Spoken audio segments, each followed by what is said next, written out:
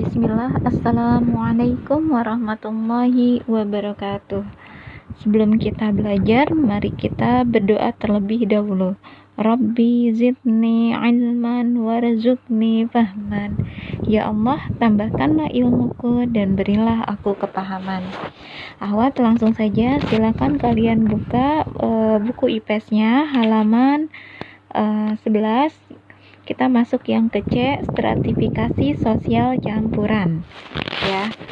Berbicara tentang stratifikasi sosial campuran, nah ini di mana stratifikasi sosial campuran ini bisa terjadi apabila stratifikasi sosial terbuka bertemu dengan stratifikasi sosial tertutup. Ya, contohnya misalnya di dalam suatu masyarakat untuk jabatan sebagai kepala suku itu harus dari kasta tertentu. Nah, ini termasuknya stratifikasi sosial tertutup. Sedangkan di lingkungan pemerintahan seperti lurah dapat diduduki oleh siapapun. Nah, ini stratifikasi sosial terbuka. Nah, ketika dua stratifikasi tersebut ya, nah ini bercampur, nah maka ia harus menyesuaikan sistem stratifikasi sosial tersebut tertutup yang sudah lama dianutnya dengan stratifikasi sosial yang baru ia kenal. Nah, itu diantaranya contoh dari stratifikasi sosial campuran. Ya, adapun menurut dasar ukurannya, stratifikasi sosial itu dibagi menjadi 3. Yang pertama, ya, dasar ekonomi, kemudian yang berikutnya dasar pendidikan, dan yang berikutnya lagi adalah dasar kekuasaan. Nah, sekarang kita masuk kepada dasar ekonomi. Ya, jadi berdasarkan status ekonomi, masyarakat dibagi menjadi 3. Ya, yaitu ada golongan atas, ada golongan menengah, ada golongan bawah.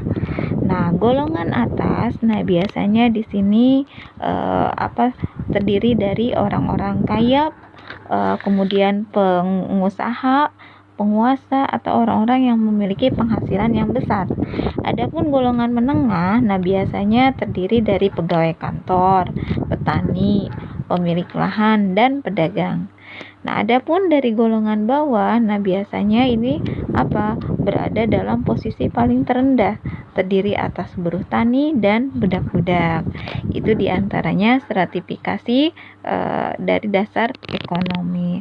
Nah, kemudian selanjutnya yang B, dasar pendidikan ya.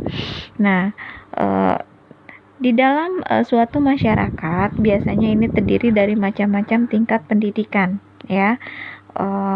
Mulai dari pendidikan tingkat sekolah, pendidikan mulai dari yang tidak sekolah, kemudian yang tamat sekolah dasar sampai tamat S3. Nah, contohnya misalkan dari tingkat pendidikan yang paling rendah, pendidikan SD, kemudian berlanjut SMP, kemudian SMA, S1, S2, dan S3. Yang paling rendah adalah SD, kemudian yang paling tingkatan tinggi adalah S3. Nah, itu dari dasar pendidikan. Kemudian yang selanjutnya, yang C, dari dasar kekuasaan ya.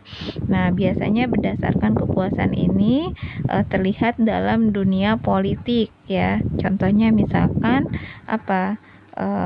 pada sebuah provinsi ya. Nah, ini biasanya secara teratas itu dihuni oleh gubernur ya, yang merupakan kepala daerah tingkat 1. Kemudian di bawah gubernur ada wali kota ya, yang wali kota dan bupati yang memimpin kota madya atau kabupaten daerah tingkat 2. Kemudian di bawahnya lagi setingkat di bawah bupati ada para camat. Biasanya ini memimpin kecamatan-kecamatan. Nah, itu dari dasar kekuasaan. Selanjutnya ahwat ya. Nah, di dalam stratifikasi sosial itu, nah ternyata ada dampak positif dan ada dampak negatifnya. Nah, apa sih dampak positifnya? Di antaranya adalah biasanya ya orang yang berada pada lapisan terbawah akan termotivasi lagi dan terpacu semangatnya untuk bisa meningkatkan kualitas dirinya lagi ya, ke lapisan yang atas ya.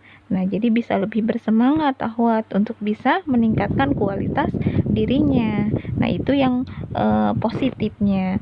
Nah, adapun dari negatifnya ya. Nah, ini biasanya kalau stratifikasi itu, nah ini timbulnya rasa iri ya di antara anggota-anggota yang memiliki tingkatan yang atas ya. Nah, itu di antara sisi negatifnya ya. Mungkin itu saja yang Ibu sampaikan. Insya Allah minggu berikutnya kita akan masuk ke judul ya, yang kedua, yaitu diferensiasi sosial. Subhanakallahumma wa bihamdika asyhadu an la ilaha illa anta astaghfiruka wa atubu ilaik. Assalamualaikum warahmatullahi wabarakatuh.